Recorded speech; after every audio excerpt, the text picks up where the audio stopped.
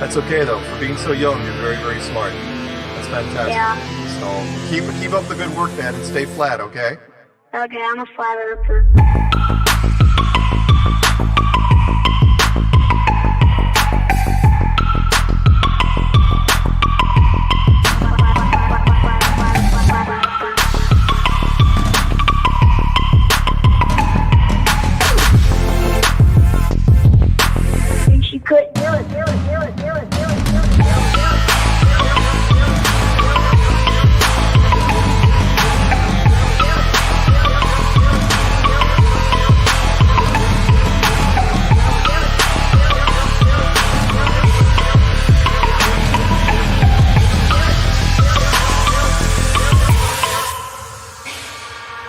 I'm a flat earther, flat earther, flat earther, flat earther, flat earther, flat earther.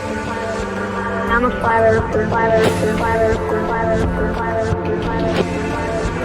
I'm a flat earther, flat earther, flat earther, flat earther, flat earther, flat earther. I'm a flat earther, flat earther, flat earther, flat earther, flat earther.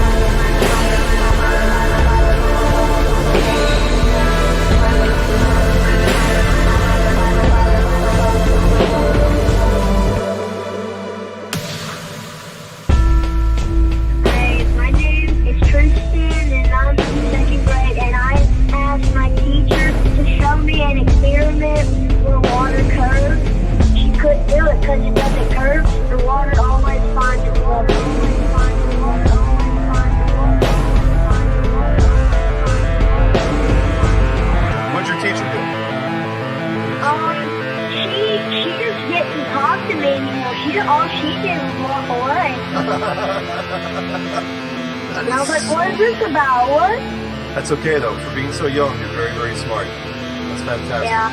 So keep up the good work, man, and stay flat, okay? Okay, I'm a flat earther.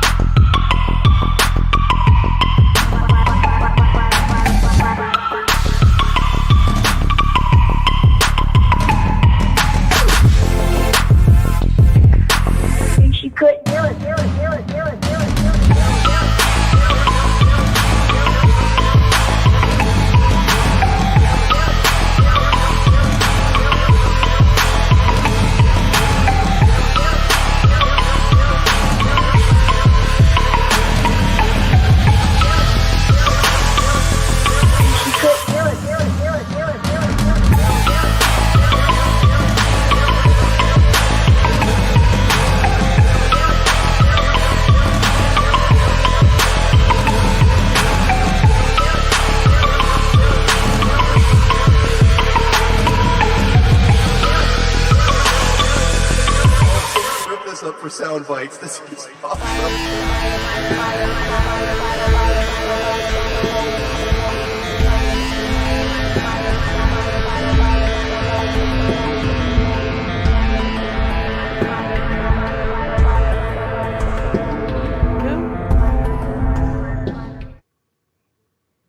Good rising, everyone, and welcome once again to Anti-Religious Scripture Study.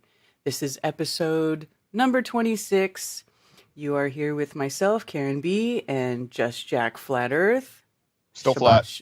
Still flat. Shabbat shalom. Shabbat shalom.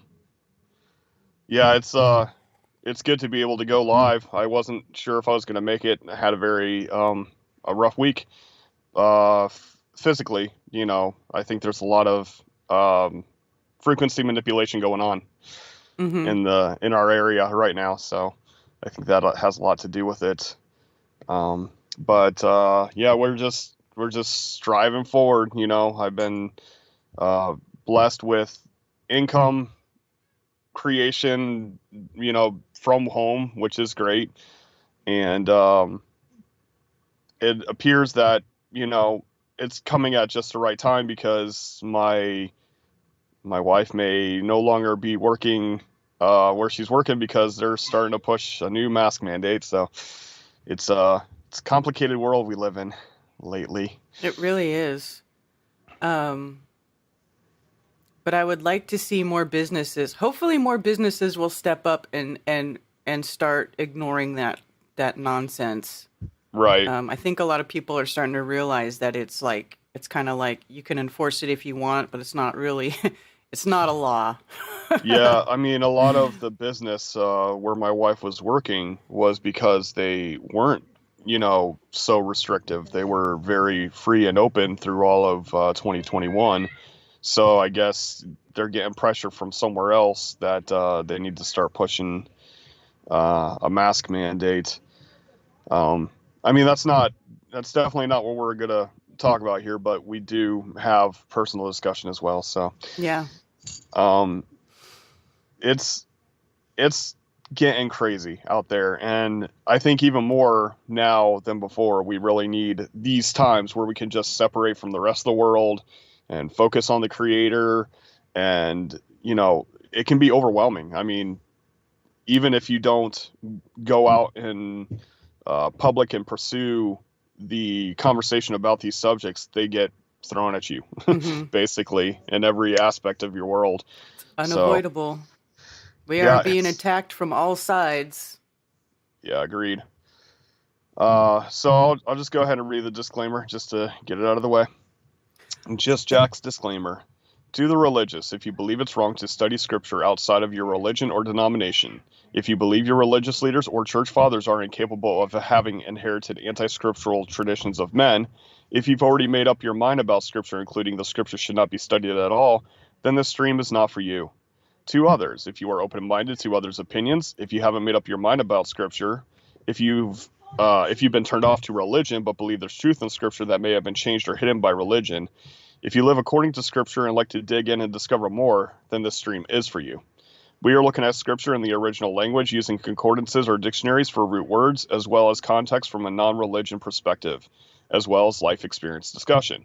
We are not here to argue with others about theology or doctrine by the traditions of men, including Catholicism, Christianity, or Judaism. We will be discussing the importance of origins and see how religions contradict the scriptures. And there you go. All right. Thank you for that. Mother Dragon is having to deal with the same symptoms I was dealing with this week. A lot of people talking about how lightheaded they're feeling and how if they get up and walk around, they feel like they might pass out. Inner ear stuff, yeah. Yeah. That's interesting. Yeah. When you get your equilibrium thrown off, you don't just feel dizzy. I mean, it takes it out of you. Like when you're just like doing regular functions, you become weakened by, doing just regular stuff. Getting up and going to the bathroom is like, oh my gosh, it took it all out of me. It's pretty crazy.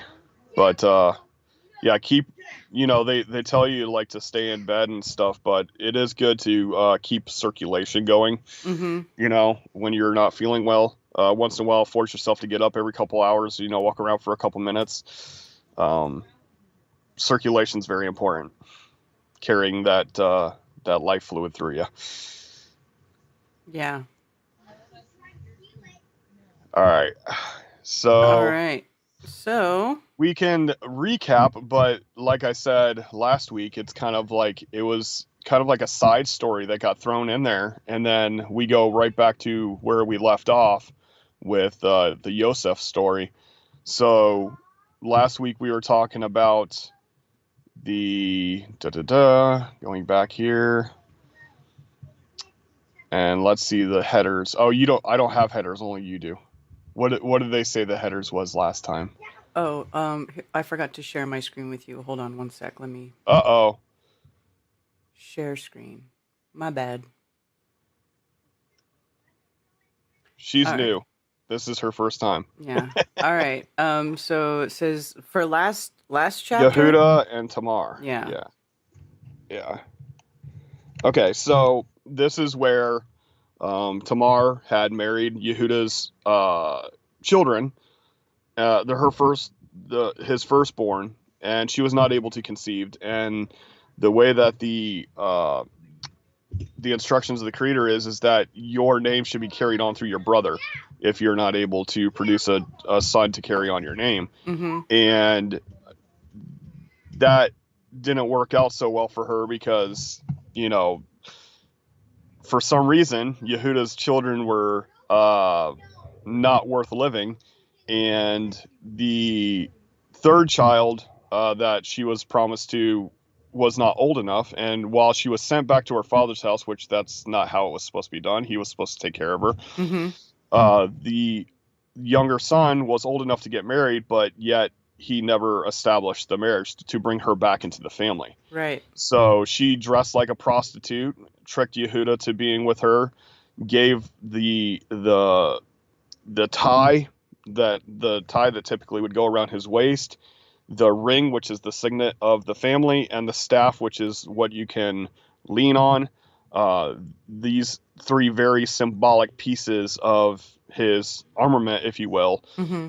was there to say, it's supposed to be a placeholder for her to get A goat. prime goat, Right. but she didn't want that. She wanted to be, with child and back into the family. And so when she was found to be pregnant, he called her a prostitute, basically. Mm-hmm. But it said that, she's like, whoever these objects belong to, that's the father of this child. And Yehuda says, you're more righteous than I.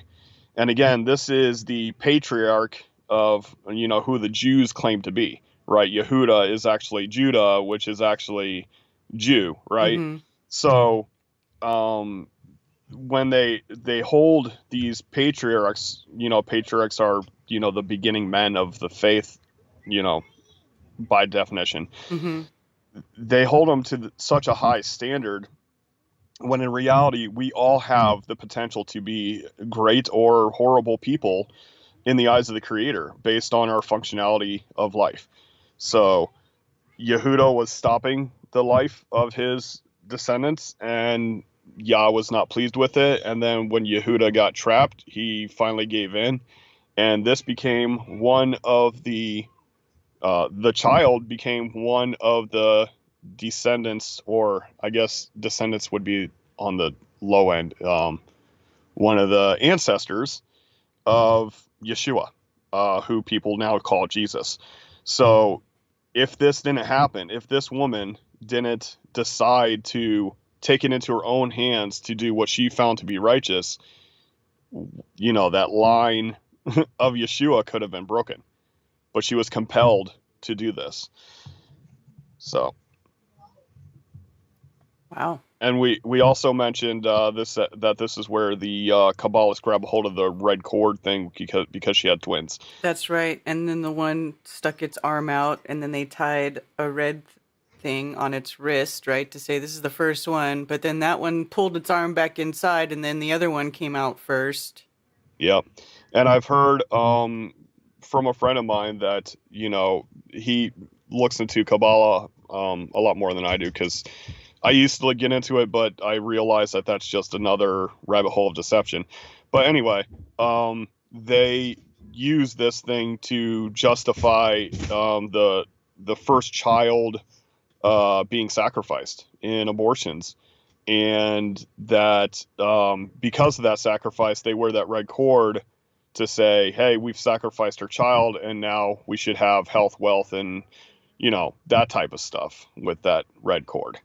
Ugh. So they reversed the story where the first child was preserved, even though it came out second, and they just, yeah, it's a whole thing. But yeah, they took something out of Scripture and completely twisted it around. But someone who was ignorant to the fact could learn the Kabbalah way and say, "What this is what the red cord means," and then never see this story, and it causes confusion, big time. Mm-hmm. And this happens not just in Kabbalah, but even in one layer less deep, I guess you could say, which would be the Talmud, where they take Scripture and they interpret it their own way, flip-flop it around, and then create their own religion. So, yeah. All right, so now we're jumping in Genesis 39, and we're back to Yosef. All right. Yosef, okay. And Yosef had been taken down to Mitzrayim, and Potiphar, an officer of Pharaoh, captain of the guard, a Mitzrayan, brought him from the Ishmaelites, Yep. who had taken him down there. All right, so let's break that down a little bit. It's funny because I've seen many movies with the whole Joseph story, which a lot of us have. Even people who've never been to church have seen Joseph movies before. And I've heard Potiphar a lot. Potiphar's wife and Potiphar. And there's only one time where this appears. His name only shows up once. And it's like, oh, okay. I thought it was like, in there tons of times. Mm-hmm. The other thing is in the Hebrew, in the modern Hebrew, it's Paro instead of Pharaoh. And that actually corresponds with the Egyptian pronunciation is a pa instead of a fa. Mitzrayim is later called Egypt. Mm-hmm. For those of you who are not familiar, we've gone through this word many, many times. And Mitzrayan just means, one of Mitzrayim.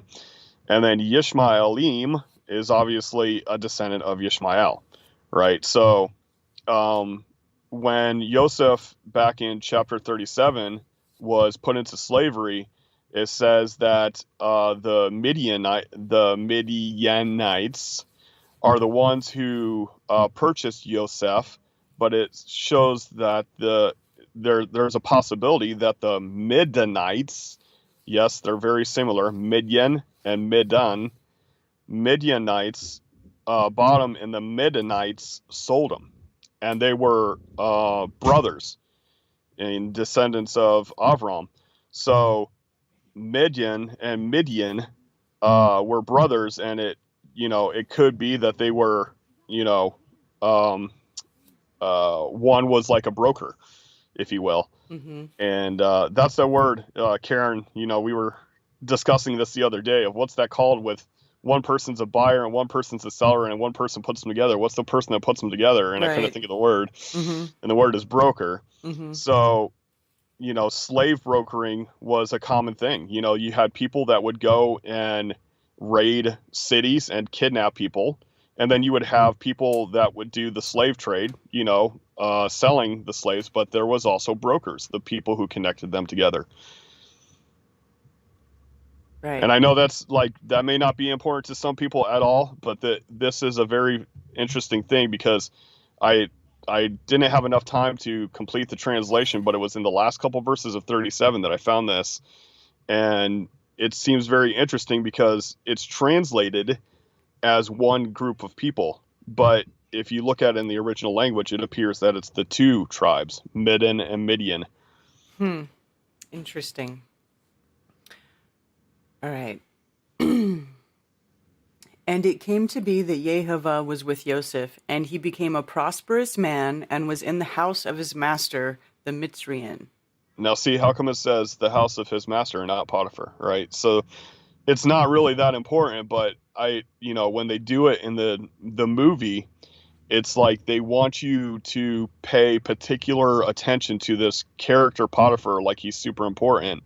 And a lot of times they'll take freedom in giving you this whole side story, based on Potiphar's struggles and, all this other stuff. So I just find it interesting. Is this one of those things that's like it's in one of the books that supposedly has been taken out of the Bible, like an extra book or something? Sometimes they do that. Yeah, I don't know if there is one about Potiphar specifically, but you're right. There's a lot of like secondary creators that they'll take, they'll write other stories with more information, and perhaps it's like, real information from third party sources or whatever. But also it could just be that people write these books just to give the characters more weight, you know. Mm-hmm. And I found both to be true. There's been a little bit of both. You can't just take stuff as, oh, well, they've been taken out of the book, so therefore they must be true. I just take it with a grain of salt. I read it and I absorb the information and I try to compare it with scripture. And if it doesn't line up, then I put it in the back burner, so to speak. All right. And his master saw that Jehovah was with him, and that Jehovah made all he did to prosper in his hand. Yep. So just by Joseph being there, the whole household became more prosperous. So Joseph found favor in his eyes and served him, and he appointed him over his house and gave into his hand all that he had. And that word favor, we've come across it before. It's the beauty, right? So he became beautiful in his eyes. Like, oh man, him being here is beautiful, that type of thing. Right. And it came to be, from the time that he appointed him over his house and all that he had, that Jehovah blessed the Mitzrayim's house for Joseph's sake. And the blessing of Jehovah was on all that he had in the house and in the field. And he left in Joseph's hand all that he had, and he did not know what he had, except for the bread which he ate. And Joseph was handsome in form and handsome in appearance. So he lived as a slave, but yet he made the house of his master prosperous. Huh. And handsome in appearance is, it's close enough. It's beyond normal appearance. So beautiful, like extremely good looking. So Joseph was hot. Yeah, he was a hottie. Yep. All right. And according to Torah, I'm not Yeah. I'm not going to judge that. I'm just saying, like, Yeah. it's just like the same thing was spoken about Sarah. Like, she was a hottie into her 70s. Mhm. There's something there. Mm-hmm. And after these events, it came to be that his master's wife lifted up her eyes to Joseph and said, "Lie with me." Hey, baby, how's it going? But he refused and said to his master's wife, "Look, my master does not know what is with me in the house, and he has given into my hand all that he has. No one is greater in this house than I, and he has not withheld whatever from me but you, because you are his wife. And how shall I do this great evil and sin against Elohim?" Okay, so it's funny here, because it's, against Elohim, we're talking about, the creator or the collective consciousness that is the creator. Mm-hmm. But if you go to the HSBR, the original translation was Elohim as in angels, right? How So then can I it's- do wickedness this great likewise and sin angels? Yeah. Hmm. Yeah, because the angels, again, Elohim just means the strong leaders. So Elohim being sometimes men, sometimes the creator as the collective, or sometimes as entities of delivery, right? So messengers or doers sent by the creator. And this is important because, context is everything, right? But people will take things in its context and say, well, obviously this is angels because ... And it's like, well, it's not very clear. You're basing it off of a preconceived, idea or philosophy. Right. Okay. And it came to be, as she spoke to Joseph day by day, that he did not listen to her, to lie with her, to be with her. So she was hungry. She Yeah, didn't sounds like quit she with was him. chasing him all over the place. Yeah. Like, come on, man. Come So on. We could do this. it's first cougar. Yeah. And it came to be on a certain day when Joseph went into the house to do his work, and none of the men of the house was inside, that she caught him by his garment, saying, "Lie with me." But he left his garment in her hand and fled and ran outside. Boy, she was really going after him. Yeah, she was grabbing his undercoat, his undergarment, and as he ran, it ripped off of him. And it came to be when she saw that he had left his garment in her hand and fled outside, that she called to the men of her house and spoke to them, saying, "See, he has brought into us a Hebrew to mock us. He came in to me to lie with me and cried out with a lie, and I cried out with a loud voice." Oh, So it just turned into a racist thing. well, and she's lying. Oh yeah, straight up lying. Yeah. Yeah, she's basically saying that, he's not of our people. So of course he's like a what's the word that they used to use? How is Savage, she saying that? Is right? it like she took off his clothes and saw that he was circumcised or something? Is this how No. how No. is... It's just he's trying to get away from her and Oh, she's trying to pull him in, and as he's pulling away from her, she has his clothes and he just left him. He's like, "I'm out of here." uh-huh. And she's making it about like, this savage, right? This person who lives out in the field, this Hebrew, he's trying to have his way with me. Okay. Does everybody already know he's a Hebrew? I mean, why is that a deal? Yeah, she's just using an excuse to like, Oh, she's okay. trying to flip the script, like, okay, it's like a baller, when you point out their cognitive the cognitive dissonance where they're holding two opinions and it's opposed to what they're supposed to believe, that they'll reverse the script and say, well, what you're doing is you're just believing things that people have told you. They're just projecting, right? They're just saying you're the one that it's happening to when it's actually the other way around. Okay. So she's doing the same thing. She's like, that this guy has been trying to get with me, and I finally got proof of it because I have his clothes here. Yeah. Okay.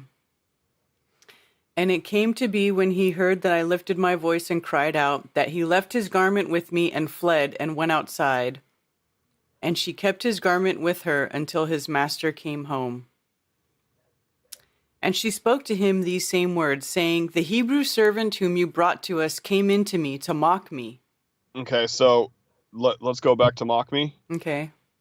This is Yitzhak, right? Yitzhak is, the name of one of the descendants, and it's based off to laugh or to for play, right? This is not mock me. He came in to play with me. Okay. Right? So there's a different context here. Like, mock me is like, na na na na boo boo. That's how we think of mocking, right? Or repeating everything that somebody else says. That's mocking, right? Right. But in the context of tzak, tzchak, is that she's saying that he's trying to foreplay with me. Okay. He's trying to grab my tatas, and he's trying to, Right. Yeah. So it came to be as I lifted my voice and cried out, that he left his garment with me and fled outside. And it came to be when his master heard the words which his wife spoke to him, saying, "Your servant did to me according to these words," that his displeasure burned. Yeah. Go back to the translation there. Yeah. Do making for me servant burning anger. So displeasure burned, it's close, but yeah, he was burning with anger, like his nose was flaring, right? So he was super pissed. Right. I mean, if it happened with my wife, I would have to believe my wife first. Right, exactly. Regardless of what was going on, I'd have to believe my wife first. Right, right. Then Joseph's master took him and put him into the prison, a place where the sovereign's prisoners were confined, and he was there in a prison. Okay, so hold on there for a second. So, hold on one second. Sorry about that. It's okay. The word here for prison has the same root as prince, which is that Tsar. If you remember, we talked about that, like Tsar of the Russians, right? Tsar Mm-hmm. and Tsar, prince, because the prince is the one who has the power to turn your head. It's about complete control. Mm-hmm. And from that root, we get bondage. And from the root of bondage, we get prison and prisoner. And it all comes from that root of Tsar. And that's why, like, even, and some people are going to, spiral because of the way they've been raised. But I don't let my children call another man sir. Because sir and master and they all come from that same root. Master is from Tsar, from Mm-hmm. Tsar. And so I don't teach my children polite manners to say sir and ma'am, because sir and ma'am is like master and mastress, or, sir and Mrs. Uh-huh. These are terms of submission. So, they can use it with me, their father, right? Because I do Right. have authority in their life until they're adults. Right. So I'll let them call me sir or Abba.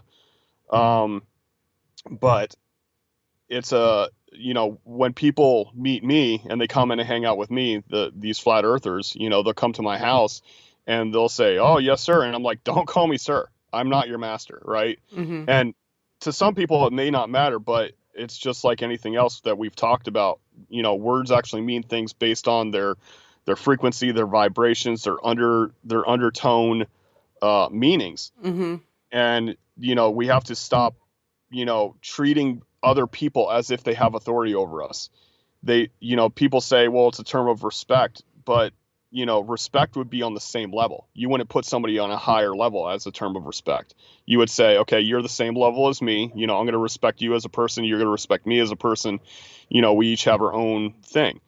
So, if you look throughout here, every time that we see in bondage, binding, prison, prisoner, and even at some point it talks about the prince. So the prince that does the prisoning. So it's pretty interesting. And again, that's something you just, it's that poeticism within the Hebrew. So if you see, like, prison is sahar and bond is asor, but it's the same root. All right.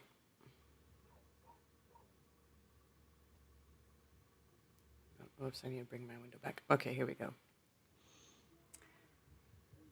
But Yehovah was with Yosef and extended loving commitment to him, and he gave him favor in the eyes of the prison warden. Yeah, and loving commitment is a kindness or a bowing of head. And the prison warden gave into the hand of Yosef all the prisoners who were in the prison, and whatever was done there was his doing. So this is like a trustee of a prison, right? Mm-hmm.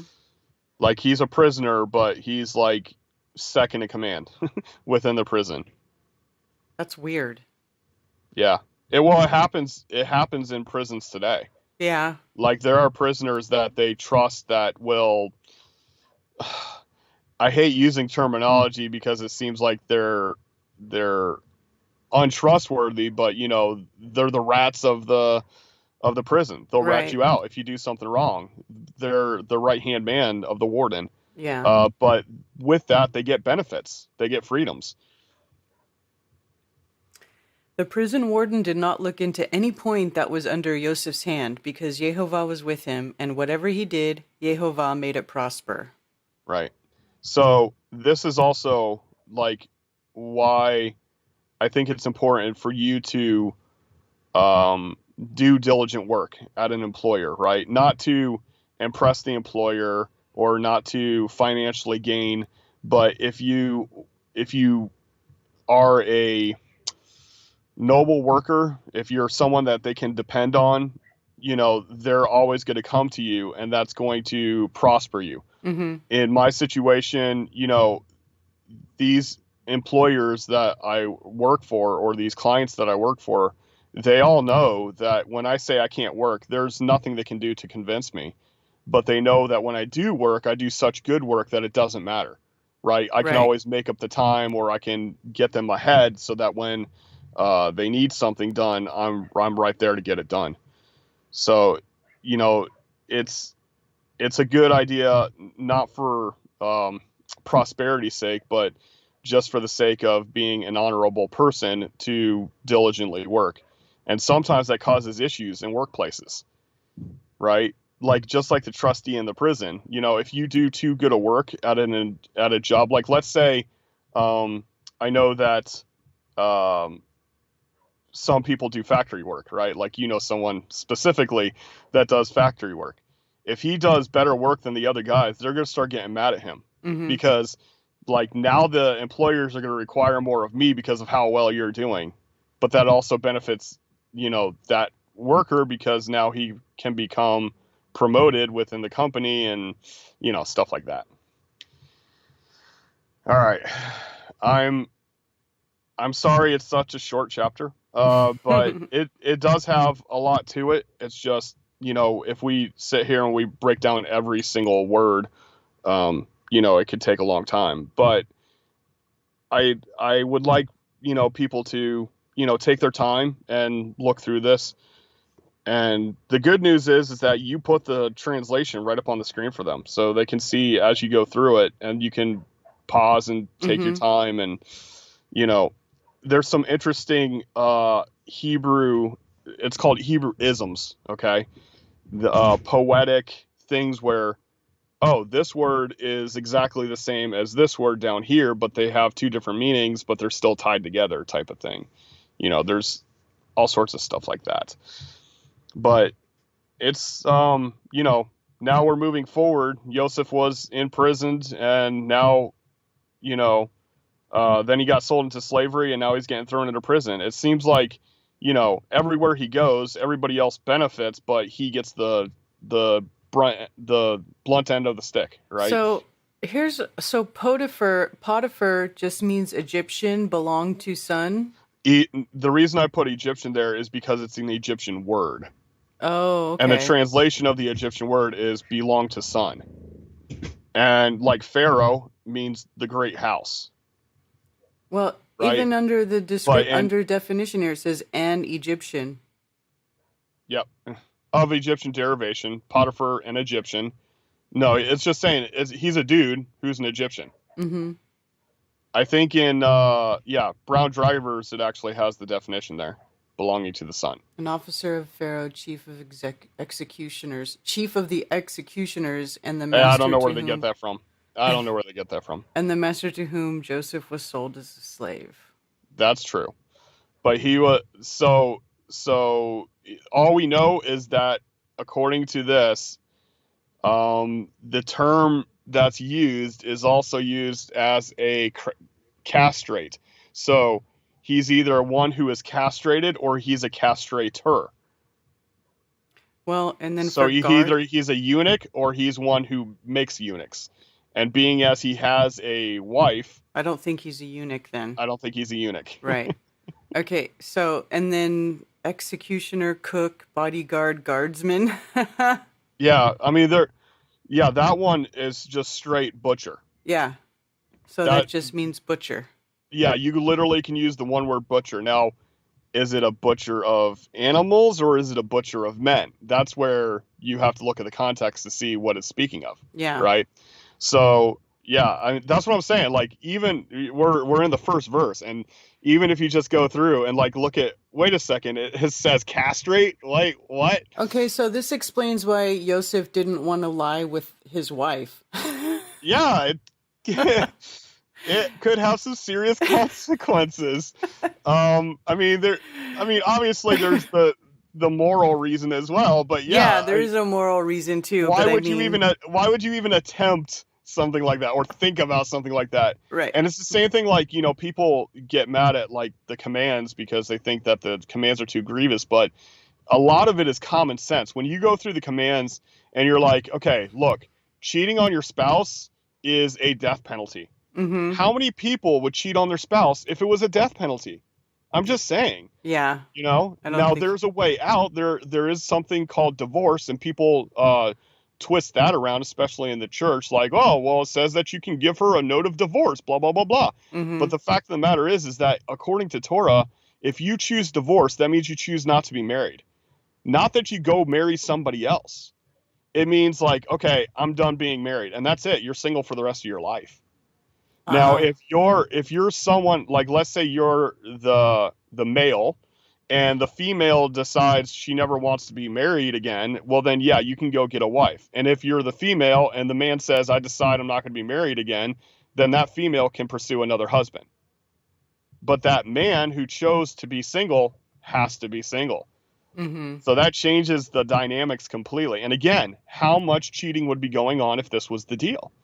If it was a death penalty, or in this situation, if you're in Potiphar's house, if it's a castration threat, Right. would you even attempt such a thing? Would you even think about it? Because if you entertain it too much, then it becomes problematic. Yeah. But like, so it says Joseph was brought down, but it says Joseph was sheeted or spreaded to Mitzrayim.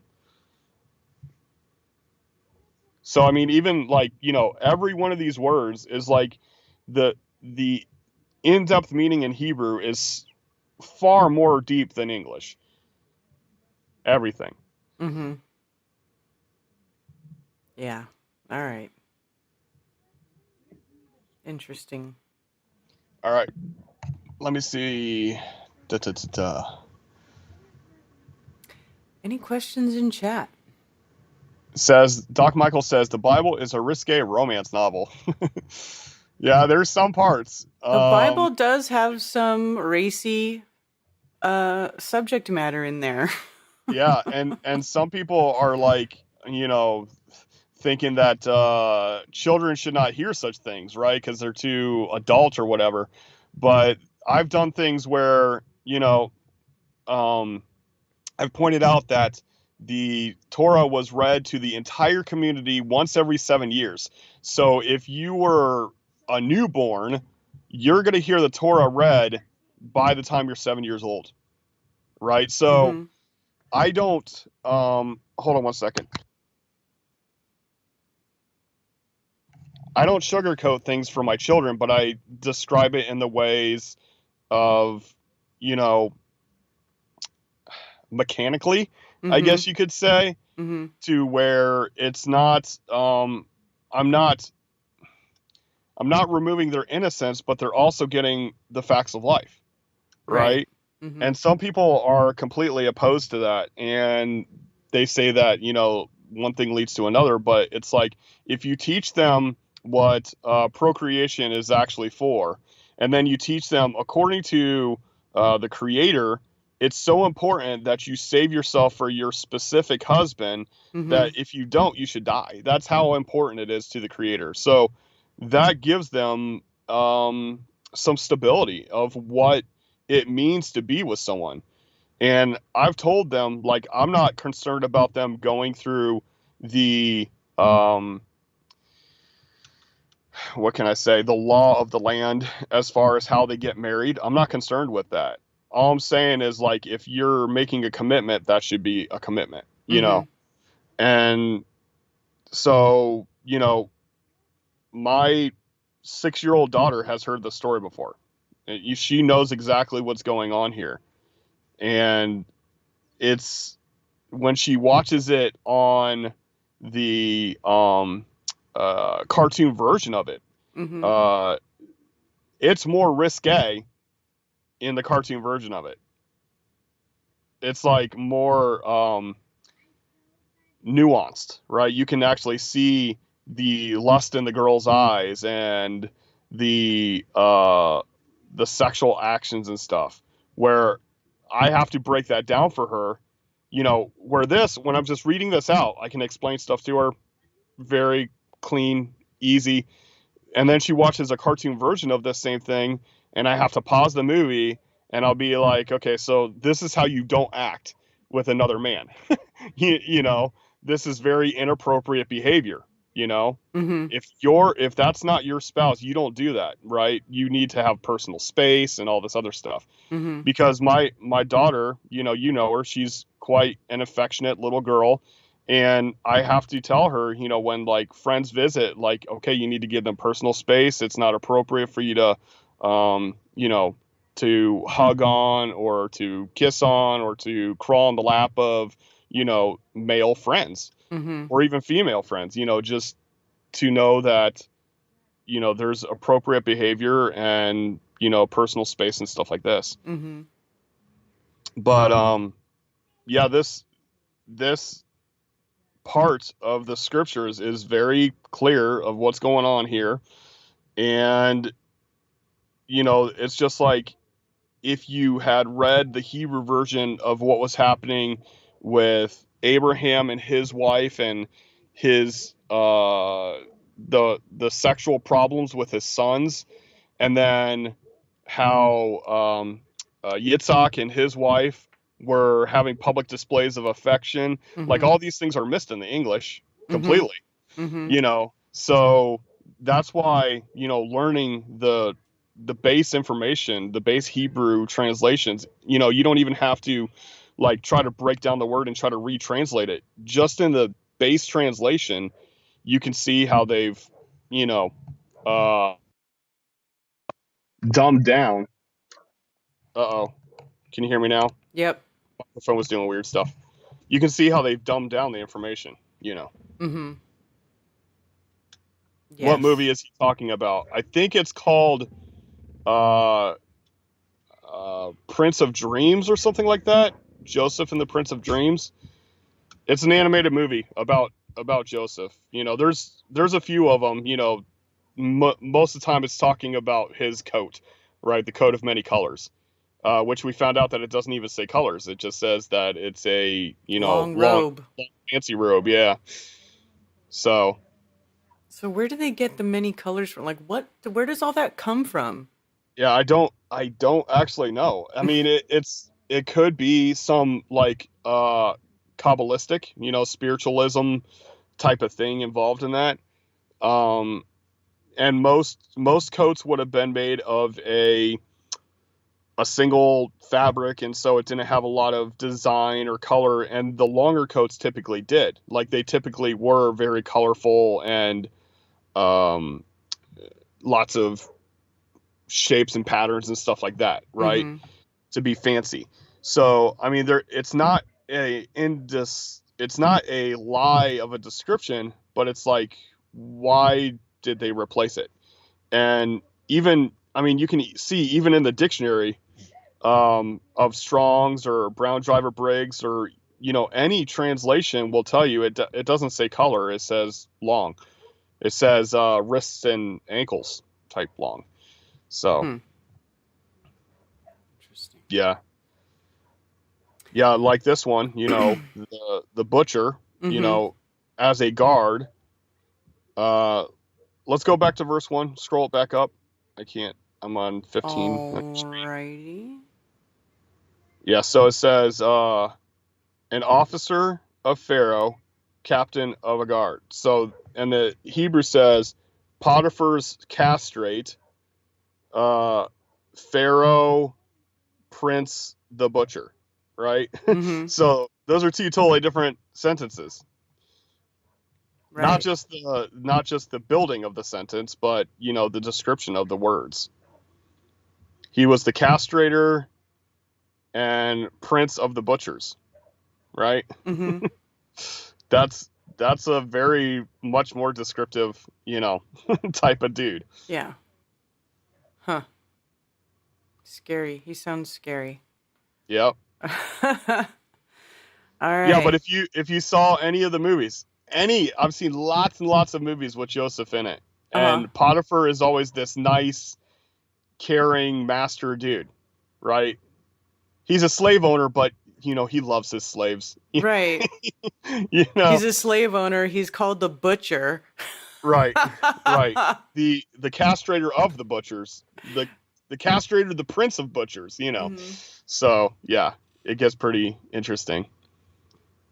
All right. All right. I guess that is the end of this episode of Anti-Religious Scripture Study. So thanks everyone for joining us. And it's really, really cold here right now. So I don't know. Yeah, what it's y'all are been weird doing. for us in our area. It was like super hot, then super rainy, and now super cold. It's weird. Yeah. It's Yep. climate change. The climate's changing. Yeah. Naturally, I don't know. Gee. Yeah. I know it's All not right, us y'all. doing it. I know that much. The Earth is definitely still flat. Definitely still flat and motionless. So thanks everybody for being here. Have a wonderful rest of your day. Shabbat shalom. Shabbat shalom. All right. Cheers.